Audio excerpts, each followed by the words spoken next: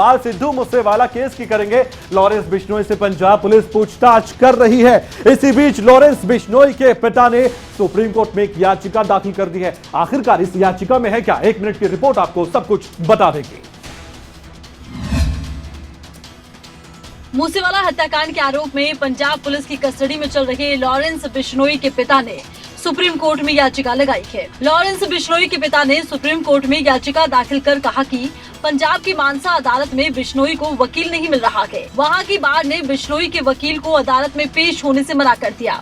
Lawrence के पिता ने अपनी याचिका में कहा कि हमारा बॉयकॉट किया जा रहा है। वहीं लॉरेंस के पिता ने ये भी कहा कि एक अन्य मामले में सुप्रीम कोर्ट का पुराना आदेश है कि बिश्नोई को पंजाब ना ले जाया जाए, लेकिन इसके बावजूद बिश्नोई को पंजाब ले जाया गया। इसलिए मामले की सुनवाई सुप्रीम कोर्ट में हो। उन्होंने कहा कि बिश्नोई से पूछताछ दिल्ली में भी हो सकती है। वहीं बिश्नोई के पिता के वकील ने जल्द सुनवाई की मांग की है। हालांकि सुप्रीम कोर्ट ने कहा कि मामले में 11 जुलाई को सुनवाई होगी। आपको बता दें कि सिद्धू मूसेवाला की 29 मई को हत्या कर दी गई थी, जिसमें जिम्मेदार लॉरेंस बिश्नोई को ही माना गया है। दिल्ली पुलिस और पंजाब पुलिस के सामने भी लॉरेंस बिश्नोई ने हत्या की जिम्मेदारी ली है। लॉरेंस बिश्नोई के पिता को उसके बेटे की जान का डर सता रहा है, सुरक्षा की गारंटी वो मांग रहे हैं। और सवाल कई तरह के इस याचिका में। आप ये भी जानते हैं कि सिद्धू मूसेवाला हत्याकांड में लॉरेंस बिश्नोई गैंग का नाम आया था। आगे बढ़ लेते हैं। हरियाणा की मनोहर कैबिनेट की महत्वपूर्ण बैठक और बैठक की अध्यक्षता जाहिर तौर पर हरियाणा के मुख्यमंत्री मनोहर लाल कर रहे हैं। इस बैठक में कौन कौन से एजेंडे हैं जिन पर चर्चा हो रही होगी, 1 मिनट की रिपोर्ट आपको बता दी। चंडीगढ़ में मुख्यमंत्री मनोहर लाल की अध्यक्षता में हरियाणा सरकार की कैबिनेट मीटिंग हो रही है। कैबिनेट मीटिंग में करीब 1.5 दर्जन एजेंडों पर चर्चा हो रही है। कैबिनेट मीटिंग में कुछ अनऑथराइज्ड कॉलोनियों को ऑथराइज्ड करने पर मुहर लग सकती है। वहीं ई व्हीकल पॉलिसी पर भी मुहर लग सकती है। मेरी माता भीमेश्वरी देवी मंदिर का संचालन सरकार अपने हाथ में लेगी और बैठक में इस पर भी फैसला हो सकता है। इसके अलावा बैठक में कैग रिपोर्ट और बोर्ड निगमों की रिपोर्ट को मंजूरी दी जाएगी। स्टार्टअप पॉलिसी पर भी मीटिंग में चर्चा संभव है। बाबा श्याम खाटू के नाम पर बनने वाली धर्मशाला और वृद्धा आश्रम की जमीन को लेकर मीटिंग में फैसला हो सकता है। मुख्यमंत्री की अध्यक्षता में हो रही बैठक में हरियाणा सिविल सर्विस रूल्स में बदलाव का एजेंडा भी शामिल है। आपको बता दें, मुख्यमंत्री की अध्यक्षता में हो रही मीटिंग में डिप्टी सीएम और अन्य कैबिनेट मंत्री शामिल हैं। ये बैठक आप जान ही चुके होंगे कितनी महत्वपूर्ण है। देखने वाली बात अब ये है कि जैसे ही बैठक खत्म होती है तो क्या जानकारी सरकार की ओर से दी जाती है, कौन कौन से ऐसे फैसले जिन पर मोहर लगते हैं। आगे बढ़ लेते हैं।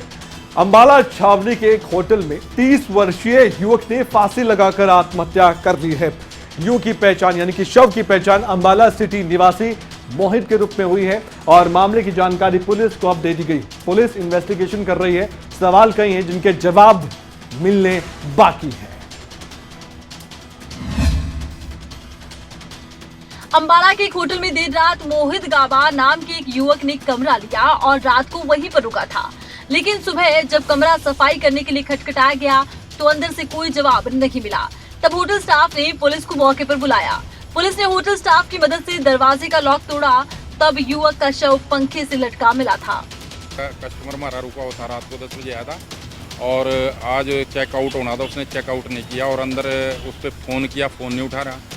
तो फिर मैंने पुलिस भेजी। पुलिस भेजने के बाद उसका लॉक तड़वाया, बाहर से अंदर से लॉक था, अंदर से लॉक बाहर से लॉक तड़वा के उसको देखा वो हैंगिंग किया हुआ, फांसी ली हुई थी उसने पंखे से लटक के। तो उनके वारिसों को सूचित किया। वहीं मोहित की मौत के बाद से होटल संचालकों में भय का माहौल है। फिलहाल पुलिस ने शव को अंबाला छावनी के नागरिक अस्पताल में पोस्टमार्टम के लिए रखवा दिया है और मृतक के परिजनों के बयान के आधार पर आगे की कार्रवाई की बात कही है। देखना होगा इस मामले में क्या कुछ निकल कर आता है।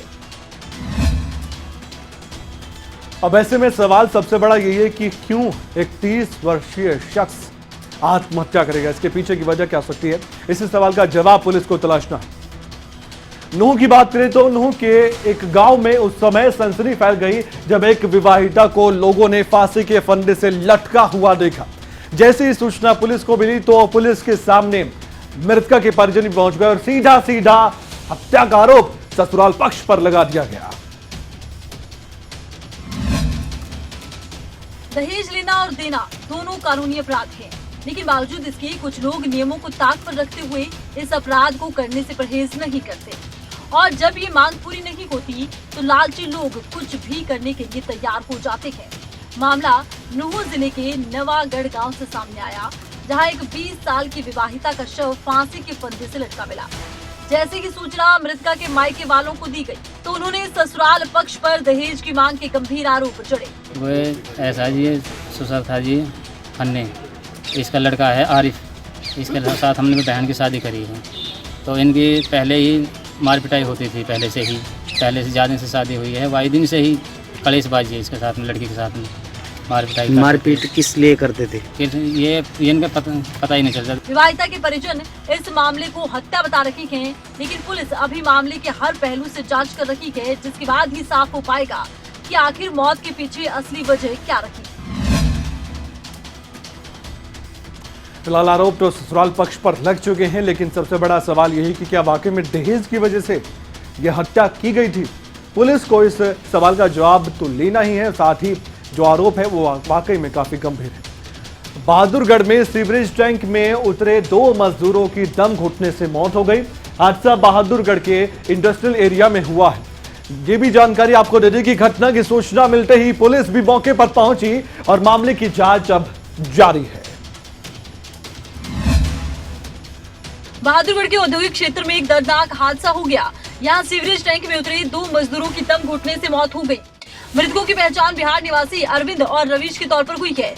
डीएसपी पवन कुमार ने बताया कि अरविंद और रवि दोनों मिलकर ट्रैक्टर और टैंकर के जरिए लोगों के घरों में बने सेफ्टी टैंक को साफ करने का काम करते थे। घटना के वक्त भी कहीं से टैंकर भरकर लेकर आए थे और आधुनिक औद्योगिक क्षेत्र के एक सीवरेज मेन हॉल में टैंकर खाली करने के लिए पाइप लगाने की कोशिश कर रहे थे, लेकिन पाइप अचानक सीवरेज टैंक के अंदर गिर गया, जिसे निकालने के चक्कर में दोनों इस मेन हॉल में उतरे और दोनों की मौत हो गई।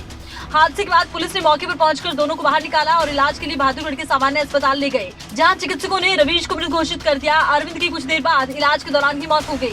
फिलहाल पुलिस मृतकों के परिजनों के बयान लेने में जुटी है। जो सीवरेज है उसके अंदर 2 लड़के गिर गए हैं और वहाँ पे सूचना पे गए थे, तो दोनों के दोनों लड़कों को वहाँ से निकलवाया गया। निकलवाने के बाद यहाँ लेके आए तो एक लड़का तो पहले ही एक्सपायर हो गया था, दूसरे का ट्रीटमेंट किया था तो वो भी ट्रीटमेंट के दौरान एक्सपायर हो गया है। पुलिस घंटा से इस मामले की जांच कर रही है। बाराबंकी में पूर्वांचल एक्सप्रेस वे पर एक चलती कार में अचानक से आग लग जाती है। मौके पर कार चालक ने समझदारी का परिचय दिखाया और कार को हाईवे पर ही रोक दिया और जल्दी जल्दी अपनी कार से बाहर निकला, यानी कि उसकी जान बच गई। रिपोर्ट देखिए। गर्मी के मौसम में वाहनों में आगजनी के मामलों में बढ़ोतरी देखी जा रही है और इन दिनों में कुछ ऐसी ही तस्वीरें सामने आ रही है। ताजा तस्वीर बाराबंकी जिले के हैदरगढ़ कोतवाली क्षेत्र के रौनी गांव के पास पूर्वांचल एक्सप्रेस वे से सामने आई। यहां कानपुर से सुल्तानपुर जा रही एक कार में अचानक आग लग गई। देखते ही देखते कार एक्सप्रेस वे पर धू धू कर जल उठी। कार में सवार लोगों ने कार से कूदकर अपनी जान बचाई। आग इतनी भयानक थी कि कुछ ही देर में कार पूरी तरह से जल गई। कार में आग लगने की जानकारी होने पर हाईवे की पेट्रोलिंग टीम मौके पर पहुंची, लेकिन तब तक कार पूरी तरह से जल चुकी थी। कार में आग लगने पर अन्य वाहन चालकों में भी भय का माहौल पैदा हो गया। लोग तस्वीरों को कैमरे में कैद करने लगे, लेकिन इस दौरान राहत की बात ये रही कि किसी तरह का जानी नुकसान नहीं हुआ। हालांकि अभी तक ये साफ नहीं हो पाया कि कार में आखिर आग लगी कैसे। कार में आग लगने का ये कोई पहला मामला नहीं है, इससे पहले भी कई बार ऐसे मामले सामने आ चुके हैं। अभी तक ये मालूम नहीं लग पाया है कि आखिरकार कार में आग लगी तो लगी कैसे। अब असम की बात करेंगे। असम में बाढ़ का कहर बढ़ता जा रहा है। ये भी आपको बता दें कि बाढ़ के कारण असम में 5 और लोगों की जान चली गई। इस साल बाढ़ और लैंडस्लाइड से मरने वालों का आंकड़ा 126 हो गया। देश के पूर्वी राज्य असम में बीते दिनों से हो रही बारिश कहर बनकर टूट रही है।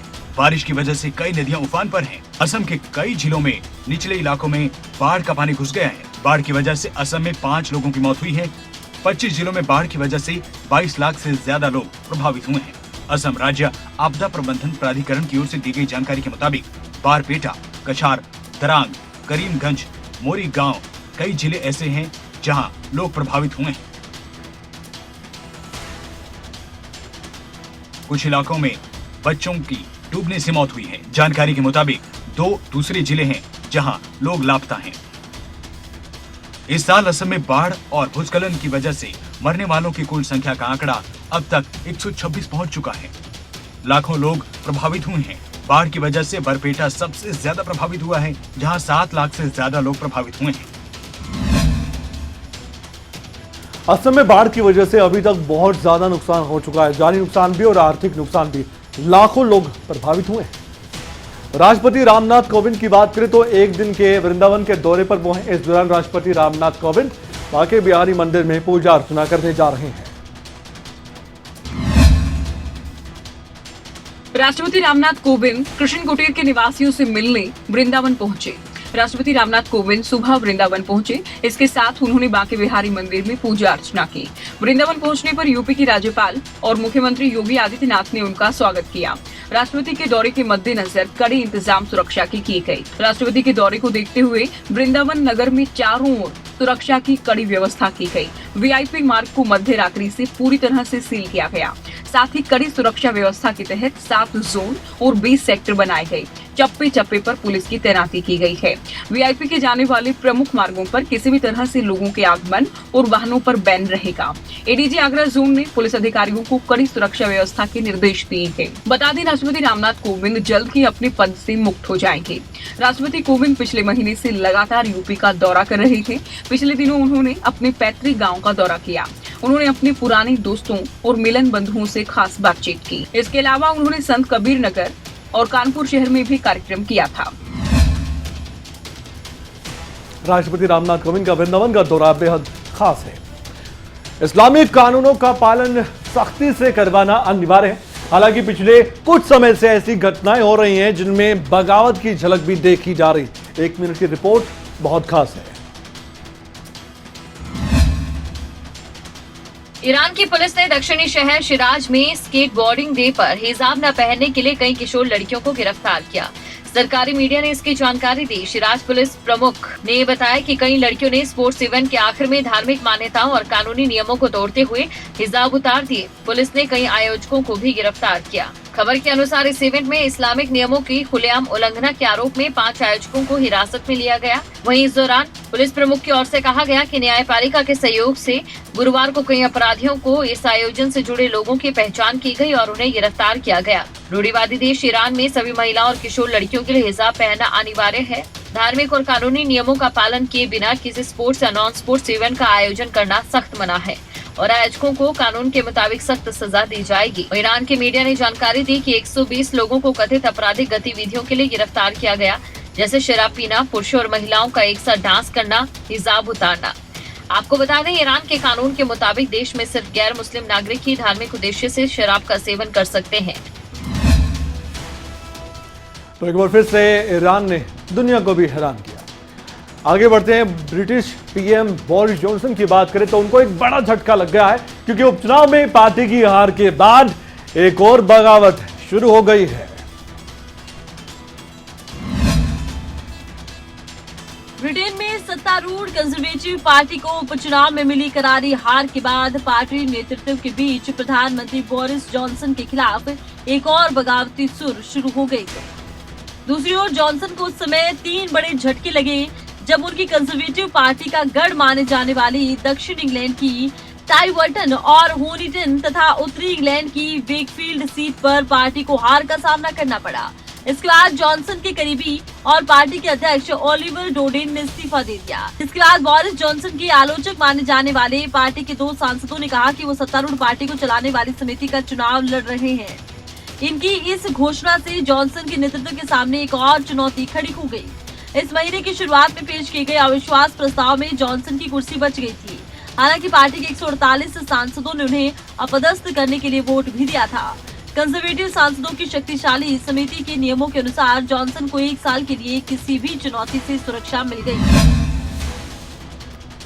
तो क्या जो बगावत हो रही है उससे बोरिस जॉनसन की कुर्सी को भी खतरा हो सकता है? ये आने वाला वक्त बता देगा, क्योंकि एक्सपीरियंस जॉनसन के पास बहुत है। 1 मिनट पर रिपोर्ट अभी तक के लिए इतना ही। अपना ख्याल रखिए। ब्रेक के बाद खबरों का सिलसिला लगातार जारी है। कहीं मत जाएगा, देखते रहिए खबरें अभी तक। नमस्कार।